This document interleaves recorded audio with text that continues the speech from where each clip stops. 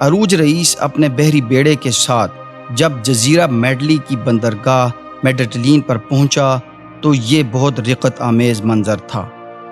پورا میڈلی جزیرہ غم اور خوشی کی ملی جلی کیفیت کے ساتھ عروج رئیس کو خوش آمدید کہنے کو امٹ پڑا۔ یہاں عروج کا بہت شاندار استقبال کیا گیا۔ برسوں پہلے ان بھائیوں کا بچھڑنا اور دوبارہ ملنے کی نا امیدی نے تو خضر کو جیسے توڑ کر ہی رکھ دیا تھا، مگر قدرت کو کچھ اور ہی منظور تھا۔ برسوں کے بچھڑے یہ بھائی آج جب بغلگیر ہوئے تو روح کا اطمینان خوشی کے آنسو بن کر ان کی آنکھوں سے جاری ہو پڑا۔ انتظار کی گھڑیاں ختم ہو چکی تھی اور یعقوب آقا کے خاندان میں زندگی کی ایک نئی لہر آ چکی تھی۔ مگر عروج جن راہوں پر چل نکلا تھا اب خشکی نہیں، سمندروں پر سفر اور حکمرانی ہی اس کی منزل تھی۔ چند دن قیام کے بعد عروج رئیس نے شہزادہ کرکوت سے ملاقات کے لیے ازمیر جانے کا ارادہ کیا تاکہ اپنے حالیہ سفر کے احوال سے شہزادے کو باخبر رکھ سکے۔ مگر عین اسی دوران شہزادہ سلیم اور اس کے بھائیوں کے درمیان، جن میں شہزادہ کرکوت بھی شامل تھا، عثمانی تخت کی جانشینی پر جھگڑے کا آغاز ہو گیا۔ شہزادہ سلیم انتہائی سخت گیر مزاج کا حامل عثمانی حکمران تھا، اس لیے شہزادہ کرکوت نے شہزادہ سلیم کے طاقت میں آتے ہی قریب ترین مسلم مملوک سلطنت مصر کا رخ کر لیا۔ اس زمانے میں سلطنت عثمانیہ کیا، زیادہ تر سلطنتوں میں یہی رواج تھا کہ ہر نیا بننے والا سلطان سلطنت کے دوسرے تمام دعوے داروں کو ختم کرنے کی حد الوسع کوشش کرتا۔ اسی لیے جانشینی کے اس تنازع میں قتل ہونے سے بچنے کے لیے شہزادہ کرکوت مصر کی طرف فرار ہو گئے۔ عروج رئیس کو جب ان تمام حالات کا پتہ چلا تو وہ بہت پریشان اور غمگین ہوا۔ السلام علیکم دوستو، آپ دیکھ رہے ہیں تاریخی معلوماتی چینل سیکھو جانو، اور آج کی اس زیر نظر ویڈیو میں ہم آپ کو نہ صرف یہ بتائیں گے کہ کیسے خضر رئیس نے اپنے بھائی عروج رئیس کے ساتھ مل کر سمندروں میں جہاد فی سبیل اللہ کا آغاز کیا، بلکہ کیسے ان دونوں بھائیوں نے مل کر یورپ کی بحیرہ روم میں تجارتی اجارہ داری کو گھٹنوں کے بل لا کھڑا کیا۔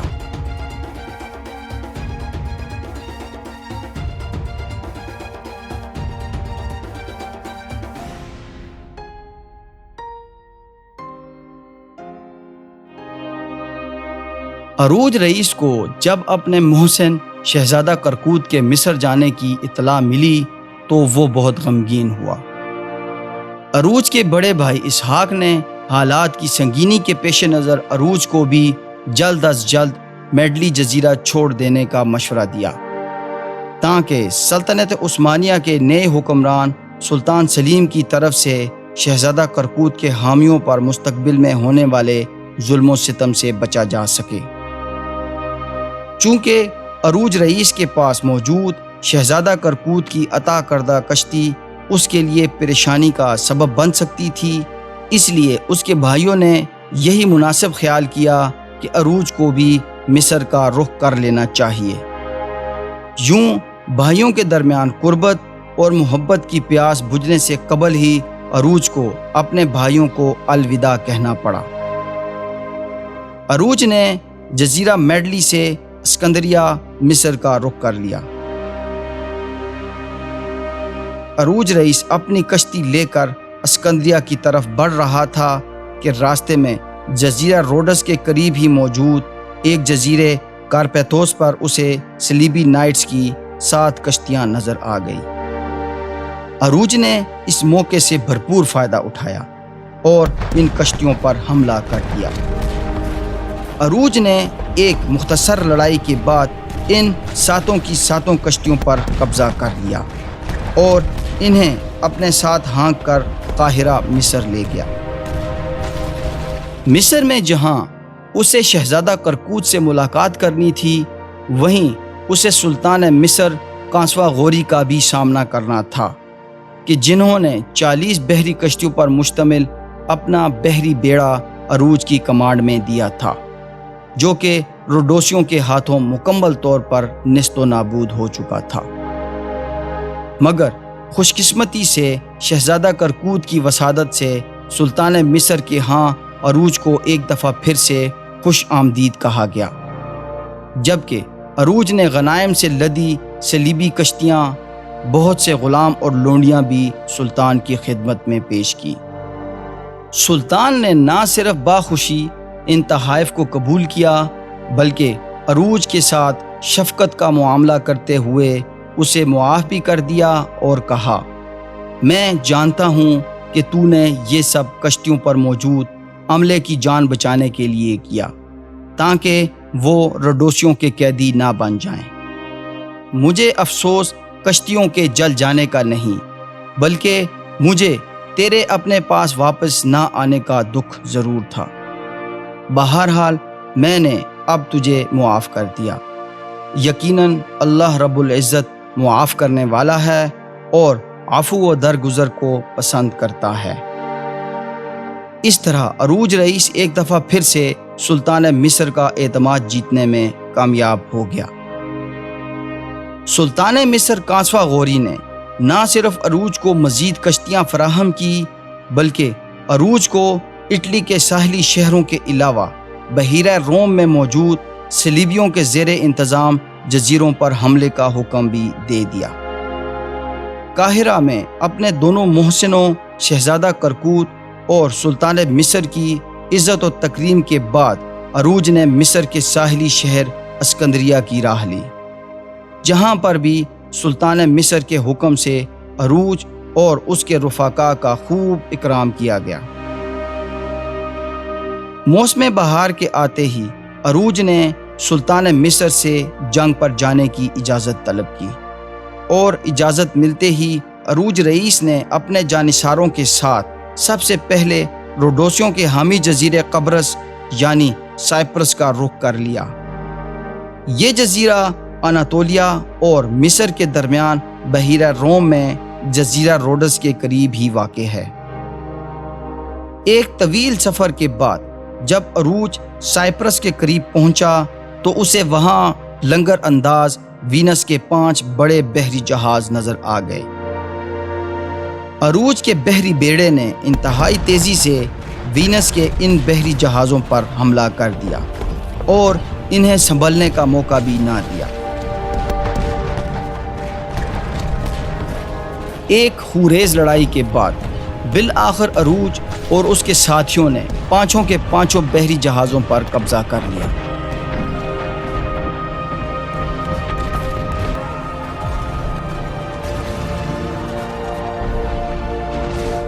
موسم بہار کی اس پہلی فتح کے بعد عروج نے مغرب میں تیونس کا رخ کیا، جہاں انہوں نے وینس کے ان جہازوں سے حاصل ہونے والے غنائم مقامی تاجروں کے ہاتھوں فروخت کر دیے۔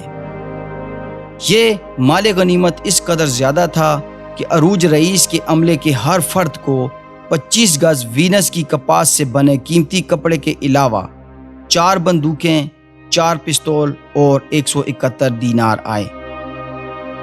عروج کو وہاں سے اسکندریہ جانے والی ایک کشتی ملی، جس کے ذریعے عروج نے سلطان مصر کی خدمت میں وینس کے قیمتی کپڑے کے علاوہ بندوقوں، پستولوں اور غلاموں کی ایک بڑی کھیپ کو روانہ کیا۔ جب یہ تحائف سلطان مصر تک پہنچے تو انہوں نے کہا، اگر اس دنیا میں کوئی ایسا شخص ہے جو حق نعمت کا خیال رکھتا ہے اور اہل فضل کی قدر و قیمت سے واقف ہے تو وہ میرا بیٹا کپتان عروج ہے۔ دوسری طرف عروج نے اپنے مشن کو آگے بڑھاتے ہوئے تیونس کے اطراف ہی سمندروں میں دشمن کی 5 سے 10 مزید کشتیوں کا شکار کیا اور انہیں بھی اپنے بحری بیڑے میں شامل کر لیا۔ جب شہزادہ سلیم نے اپنے والد سلطان بایزید دوئم سے زبردستی عثمانی بادشاہت چھین لی اور خود اگلا سلطان بن گیا تو اس نے بھی عثمانی روایات کو برقرار رکھتے ہوئے جانشینی کے دوسرے دعوے داروں کو اپنے نشانے پر لے لیا۔ اگر آپ سلطان سلیم کے تفصیلی حالات زندگی ملاحظہ کرنا چاہتے ہیں تو لنک اوپر موجود ہے۔ شہزادہ سلیم کے سلطان بنتے ہی اب شہزادہ کرکوت کے پاس دو ہی راستے تھے، ایک یا تو اپنی طاقت کے ذریعے شہزادہ سلیم سے حکومت چھین لے یا پھر دوسری صورت میں لڑ کر اپنی جان دے دے۔ سلطان سلیم نے جب تک سلطنت عثمانیہ کے تمام دعوے داروں کو ٹھکانے نہ لگا دیا سکون سے نہ بیٹھا، اس لیے سلطان سلیم نے شہزادہ کرکوت کے تعاقب میں ہر جگہ اپنے لشکر روانہ کیے، مگر بے انتہا کوششوں کے باوجود بھی وہ شہزادہ کرکوت تک پہنچنے میں ناکام رہا۔ سلطان سلیم کے حکم سے میڈلی جزیرہ اور اطراف کے عثمانی زیر انتظام جزائر پر ایک ظالم و جابر پاشا کو تعینات کیا گیا، جو کہ اکثر جہاز رانوں کو شہزادہ کرکوت کا حامی قرار دے کر سمندروں میں سوار ہونے کی اجازت نہیں دیتا تھا، اور یہ سب ان جزائر کے باسیوں کے لیے انتہائی پریشانی کا سبب تھا۔ خضر رئیس اپنی یادداشتوں میں لکھتے ہیں کہ ان سب حالات میں اس نے بھی میڈلی جزیرہ چھوڑنے کا فیصلہ کر لیا۔ خضر رئیس نے اپنی کشتی میں گیہوں بھر کر میڈلی سے طرابلس شام کا رخ کیا، وہاں سے گیہوں کے بدلے جوں حاصل کر کے مختلف جزائر میں خرید و فروخت کرتے کرتے ایاماوری جزیرے پر پہنچ گیا۔ یہاں خضر رئیس کو بندرگاہ پر 24 نشستوں والی ایک کشتی لنگر انداز دکھی، جو کہ انتہائی معیاری اور خوبصورت تھی۔ یہ کشتی ایک فتاح نامی ترک کپتان کی تھی جو کہ فوت ہو چکا تھا۔ اس کے ورثاء اس کشتی کو بیچنے کے خواہش مند تھے۔ خضر چونکہ اس کشتی پر فریفتہ ہو چکا تھا، اس لیے وہ ہر قیمت پر اس کشتی کو حاصل کرنا چاہتا تھا۔ خضر نے اس کشتی کی منہ مانگی قیمت ادا کی اور اس کا نیا مالک بن گیا۔ خضر نے اس کشتی کو اپنے مختصر سے بحری بیڑے میں شامل کیا اور بحیرہ روم کے طول و عرض میں گھومتا پھرتا تیونس کے زیر انتظام جزیرہ جربہ جا پہنچا، جہاں خضر کی اپنے بھائی عروج سے ملاقات ہو گئی۔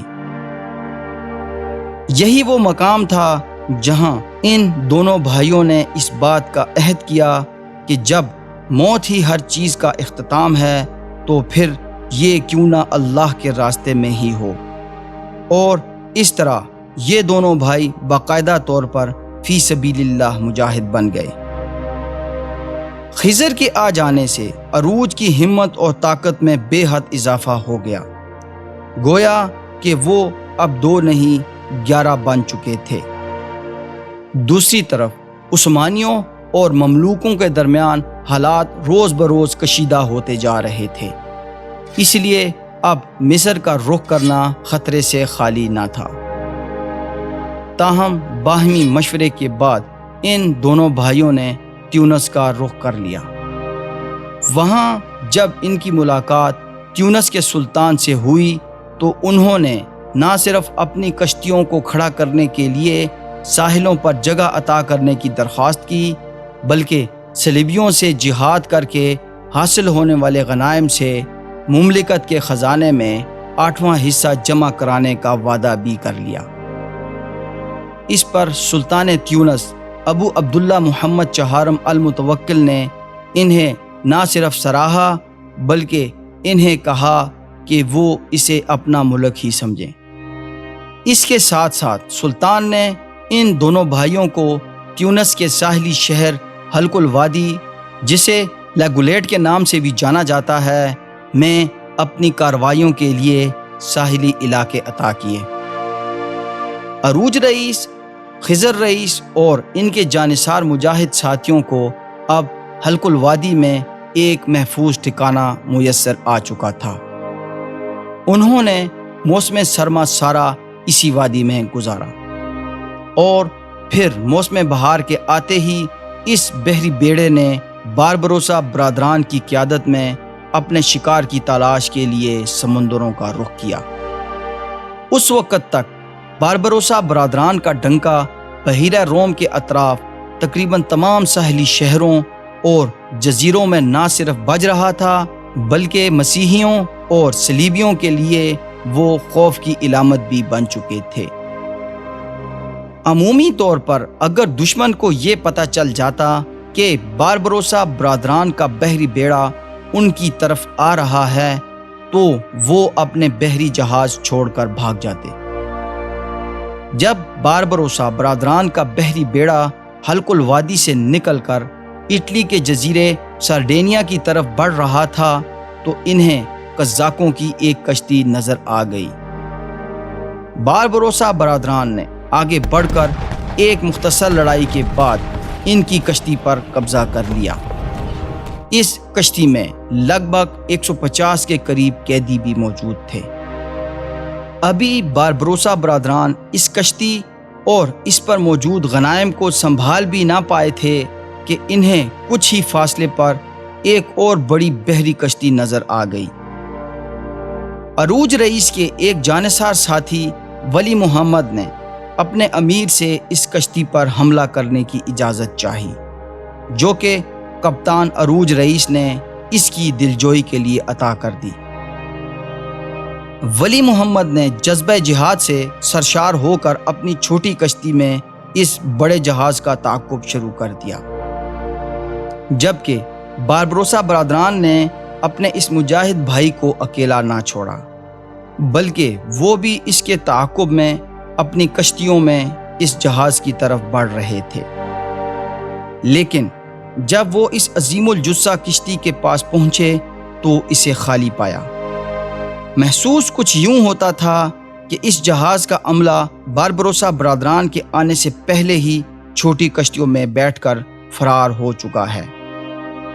جب باربروسا برادران اور ولی محمد اس جہاز پر چڑھے تو یہ جہاز گیہوں سے بھرا پڑا تھا۔ اگلی صبح ان مجاہدوں نے 2 مزید کشتیوں پر قبضہ کیا، جن میں سے ایک شہد، زیتون اور پنیر سے بھری پڑی تھی، جبکہ دوسری کشتی میں لوہے کے انبار لگے ہوئے تھے۔ ان چھوٹی بڑی کشتیوں سے حاصل ہونے والے غنائم سے باربروسا اور ان کے جانصار ساتھی پہاڑ برابر مال غنیمت کے ساتھ تیونس پہنچے، جہاں انہوں نے جنگجوؤں اور سلطان کا حصہ الگ کرنے کے بعد بہت سا مال و دولت فقراء پر بھی صدقہ کر دیا۔ اب اگلے سال کے لیے جہازوں کی ضروری مرمت کے لیے باربروسا برادران نے دوبارہ سے اپنے ٹھکانے حلق الوادی کا رخ کیا، جہاں پورے 1 سال قیام کے بعد دوبارہ سے موسم بہار میں ان مجاہدوں نے سمندر کا رخ کیا، اور اس دفعہ ان کا ہدف تھا پاپائے روم کے زیر انتظام کنگڈم آف سسلی کا ساحلی شہر نیپلز۔ 13 دنوں کے طویل سفر کے بعد باربروسا برادران نیپلز کی بندرگاہ پر پہنچے، جہاں ان کا سامنا ایک بڑے بحری جہاز سے ہوا جو کہ اسپین جا رہا تھا۔ اس میں 300 سے 400 صلیبی جنگجو سوار تھے۔ اسپین میں مسلمانوں پر ہونے والے مظالم اور اپنے پرانے دشمنوں کو دیکھ کر عروج کے زخم پھر سے ہرے ہو گئے۔ عروج نے اپنی کشتیوں پر سنہری پرچم بلند کیے اور اس جہاز پر گولہ باری کا آغاز کر دیا۔ باربروسا برادران نے 7 مرتبہ اس جہاز کے قریب آنے کی کوشش کی، مگر آخری کوشش میں وہ اس جہاز کے قریب آنے میں کامیاب ہو گئے، مگر قریب آ جانا ہی جیت کی علامت نہیں تھا۔ صلیبی جنگجو بھی بڑی دلیری اور جرأت مندی سے لڑ رہے تھے، تاہم باربروسا برادران کے جانصار ساتھی سر پر کفن باندھے اس صلیبی جہاز پر کود پڑے اور دو بدو لڑائی کا آغاز ہو گیا۔ مگر جذبہ شہادت سے سرشار باربروسا برادران کے ان جانصاروں نے جلد ہی اس جہاز پر قبضہ کر لیا۔ جب یہ معرکہ کارزار ختم ہوا تو باربروسا کے رفقا میں سے 150 افراد شہید جبکہ 86 کے قریب زخمی ہو چکے تھے۔ ان زخمی ہونے والوں میں عروج خود بھی شامل تھا۔ تاہم صلیبیوں کے 525 افراد میں سے 342 افراد قتل جبکہ 183 افراد قیدی بنا لیے گئے۔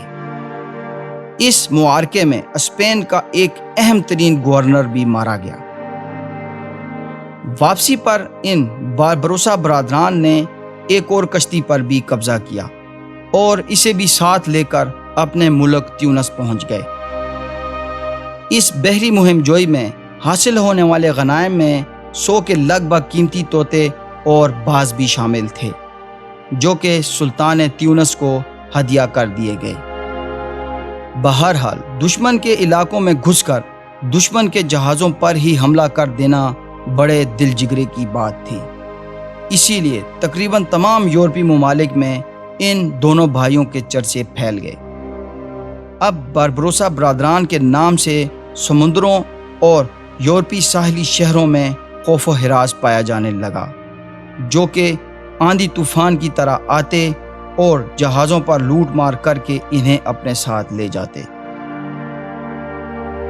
یوں اپنی بحری تجارت کو مسلمانوں کے ہاتھوں یرغمال ہوتا دیکھ کر ان یورپی طاقتوں نے نہ صرف ایک اتحاد بنایا بلکہ باربروسا برادران کو قتل کرنے کے احکامات بھی جاری کر دیے جو کچھ یوں تاریخ کا حصہ بنے۔ عروج رئیس اور خیر الدین خضر کے نام سے 2 ترکی جہازران نمودار ہوئے ہیں۔